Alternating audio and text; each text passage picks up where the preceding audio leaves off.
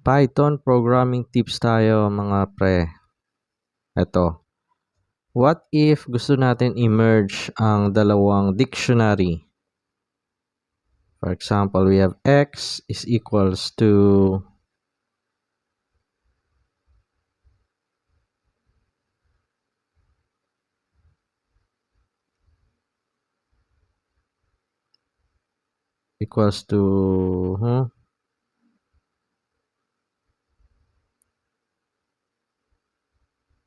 A, value niya is 1, then B,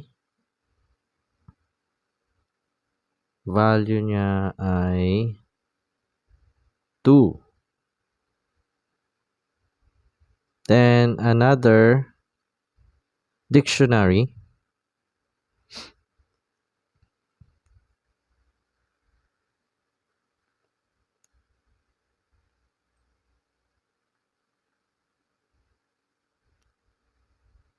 C,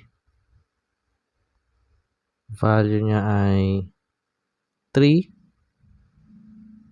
and D, value niya ay 4.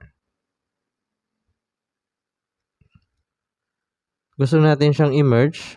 Ano ba yung pwede natin gawin? So, napakadali lang naman siya. Is kailangan gumamit tayo ng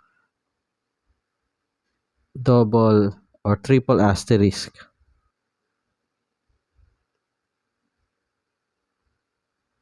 Lalagay natin siya sa braces. Then, yung asterisk.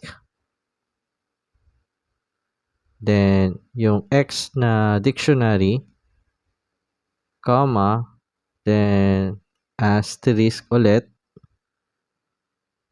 Double asterisk. Then, yung Y.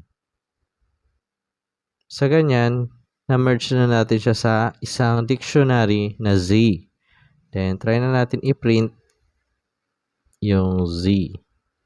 Kailangan magkakasama na yung A, B, C, at T sa isang dictionary. Try natin i-run.